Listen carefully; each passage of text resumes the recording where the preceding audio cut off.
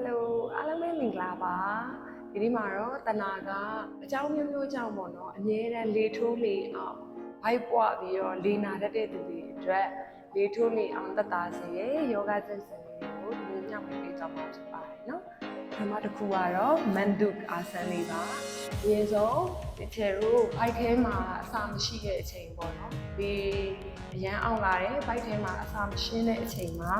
ဒီလိုဘတ်ဂျရာဆန်လေးနဲ့ဒူလေးတုပ်ပြီးထိုင်လိုက်ပါမယ်အစစ်တုပ်ထိုင်တဲ့အနေထားလေးနဲ့ထိုင်လိုက်ပြီးဘေးဘက်လက်ကလေးကိုချက်နေရမှာထားမယ်ညာဘက်လက်ကလေးကို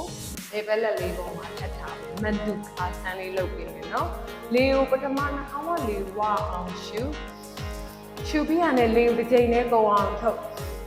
မရှူပဲအောင်ထားပြီးတော့ရှေ့လေးကိုမှောက်ချပေးမယ်ဘိုက်ထဲမှာလေကိုကုန်အောင်ပြုပြီးမှအောင်ထားပေးရမယ်နိုင်တဲ့လောက်လေးတစ်ကနေ15လောက်ထိအောင်ထားပြီးရင်ဒီချင်းလေးဒီလိုရှူနေနေတာနော်အဲ့ဒီပုံစံမျိုးလေးတိုင်းကိုကျတော့3ချောလောက်အနည်းဆုံးလုပ်ပြီးလိုက်ပါဒါဆိုရင်လေနေနာတာဖိုက်အောင်လာတက်တော့ပါပါလိမ့်မယ်ဒီနောက်တစ်မျိုးလေးကကြတော့အာသာပတမ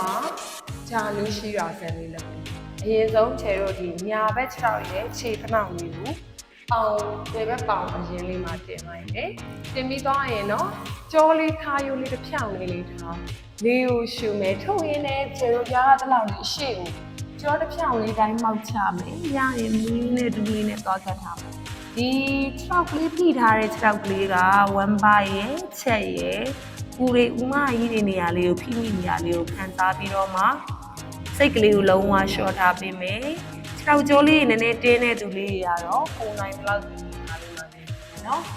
အဲ့ပုံစံတိုင်းလေးစိတ်ထဲကနေတစ်ကနေ15လောက်ထိနေပြီးရင်ဗီဒီယိုရှူရင်းနဲ့ပြန်လာမယ်ထုတ်ရင်းနဲ့6ကလေးပြောင်း6ကိုဖေးညာပြောင်းပြီးလဲပြန်ပြီးတော့မှလေ့ကျင့်ပြရမယ်နော်ဖေးညာပြောင်းပြီးတော့လေ့ကျင့်ပေးပါဒီအာသာပတ္တမဂျာနုရှိရာဆန်လေးရတယ်ဘိုက်အောက်လေထိုးလေအောက်လာတွေကိုခဏလေးတွဲမှာသက်သာစေတဲ့အာဆန်လေးဖြစ်ပါတယ်ပြီးရင်တော့ဒီချိန်ကိုမှောက်ရဲ့အနေထားလေးနေလိုက်ပါမယ်မှောက်ရဲ့အနေထားလေးမှာရှားလပါဆန်လေးလုပ်မယ်လက်လေးနဲ့ပတ်ကပေါင်းလေးနဲ့ပတ်ရှေ့ရမင်းထောက်ထားမယ်နှာခေါင်းကနေလေးကိုရှူရင်းနဲ့ဖေဘက်ချောက်ကိုပေါင်းရင်းကနေချပေါ်ရသလားမှပြီးလေးကိုထုတ်ရင်းနဲ့ပြန်လာမယ်ရှူရင်းနဲ့ညာဘက်ချောက်လေးကိုလည်းအပေါ်ရသလားမှပြီးနဲ့ထုတ်ရင်းနဲ့ပြန်လာမယ်အဲ့ပုံစံလေးတိုင်းဖေဘက်တစ်ချိန်ညာဘက်တစ်ချိန်ဆိုတော့နှစ်ဖက်ပေါင်းရင်အနည်းဆုံး16ချိန်လောက်လေ့ကျင့်ပေးပါအလေးကလည်းဖိုင်အောင်ဖိုင်နာတာတော့သက်သာစေပါတယ်ပြီးနောက်တစ်မျိုးလေးကတော့ဒန်နုရာဆန်ပါဒန်နုရာဆန်လေးလုပ်မယ်6လေးနှစ်ဖက်ကိုဒူးလေးခွေးမယ်ဘယ်ဘက်လက်ကဘယ်ဘက်ခြေချင်းဝက်ကညာဘက်လက်ကလည်းညာဘက်ခြေချင်းဝက်ကပြီးနောက်က6လေးနှစ်ဖက်ကိုအပေါ်ညာကလောက်မြောက်ပြီးခံစေတာမှထားပြီးကောင်းလေးမောထားပေးမယ်မမိုက်လေးဆွဲချက်တာဒီပုံစံလေးမှာပုံမှန်သက်ရှူမယ်ဒီအသက်ရှူနေတဲ့နေထားမှာချက်နေရမှာ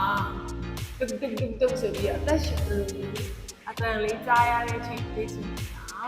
နိုင်တဲ့သူလေးတွေကရှင်းတော့လေးနဲ့နှိမ်ပြီးလို့ရပါတယ်ပြီးရင်တော့ဖြည်းဖြည်းချင်းလေးပြန်လာပါမယ်ပြီးရင်တော့ပလက်အနေထားပါဝါမုတ်တာစရပြီးချင်းလေးရအောင်ပါပလက်အနေထားမှာနှာခေါင်းနှစ်ဖက်စောကနေလေးကိုဝအောင်ရှူမယ်လေးကိုထုတ်ရင်းနဲ့ဘယ်ဘက်ဒူးလေးကိုလက်လေးရှက်ပြီးပိုက်မယ်ရင်ဘက်နာရောက်ပြီးကတ်ထားမယ်လေးနဲ့ဒူးလေးကိုဆွဲကပ်မယ်လေးကိုကုန်းအောင်ထုတ်ပြီးတော့ပြီးရင်ရှူရင်းနဲ့ပြန်လာမယ်ဘယ်ဘက်ပြီးရင်ညာဘက်ဒူးလေးကိုပိုက်မယ်ရင်ဘက်နဲ့ပေါင်လေးနဲ့ဆွဲကပ်လေးနဲ့ဒူးလေးဆွဲကပ်ထားမယ်လေးကိုရှူရင်းနဲ့ပြန်လာမယ်အဲ့ဒီတိုင်းလေးဘယ်ဘက်တစ်ချိန်ညာဘက်တစ်ချိန်ဒီချက်တို့နှစ်ဖက်ပေါင်းရင်အကျိန်20လောက်လေ့ကျင့်ပေးပါဒီပါဝါမုတ်တာဆန်းလေးကတော့လေထိုးလေအောင်အတွက်အရန်ဟိုမှာအကျိုးရှိပြီးတော့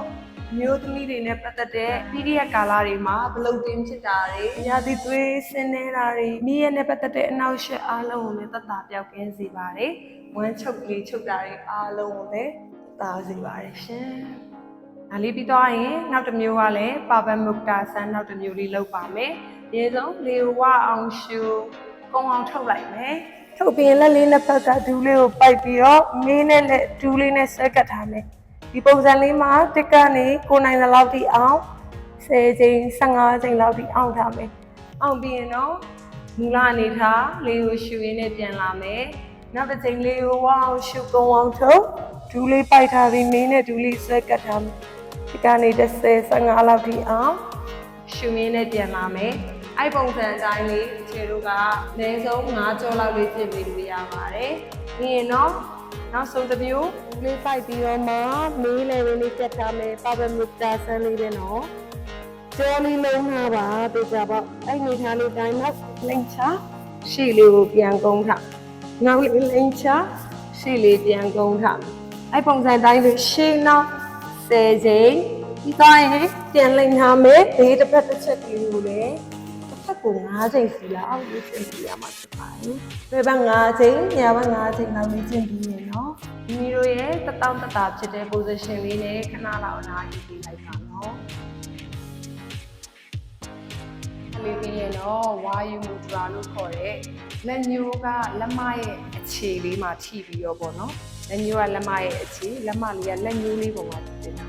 ။လေကြောင့်ဖြစ်တတ်တဲ့အနှောက်အယှက်ခန္ဓာကိုယ်မှာလေးထိုးတာလေးအောင်တာတစ်ခါတလေမှာအကျောညက်တာတွေပေါ့နော်အကျောညက်တာဒီနှရိုးကြားထဲမှာလေးထိုးတာနှလုံးကိုလေးဆောင်ထိုးတာ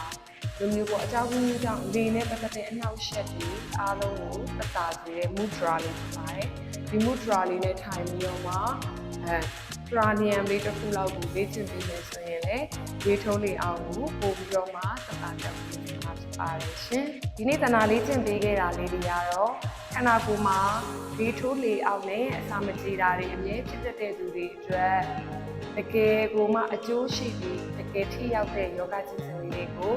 တနာဒီနေ့မှာမျှဝေသင်ကြားပေးခဲ့တာဖြစ်ပါတယ်ဒီဗီဒီယိုလေးကအားလုံးအတွက်အကျိုးရှိခဲ့လို့ရှိရင်လည်းကိုယ့်ရဲ့မိတ်ဆွေတွေတွေကိုပြန်လည်ပြီးမျှဝေပေးဖို့ဖြစ်ပါတယ်နော်အားလုံးကိုကျေးဇူးတင်ပါတယ်တနာကတော့ခုလက်ရှိအိန္ဒိယနိုင်ငံHaridwar Shanti Kunj မှာရှိတဲ့ SPD တက္ကသိုလ်မှာ Master of Yoga ကိုပညာသင်ကြားနေတဲ့ဒီခေတနာပဲဖြစ်ပါတယ်ရှင်။ကျေးဇူးတင်ပါတယ်။ Namaste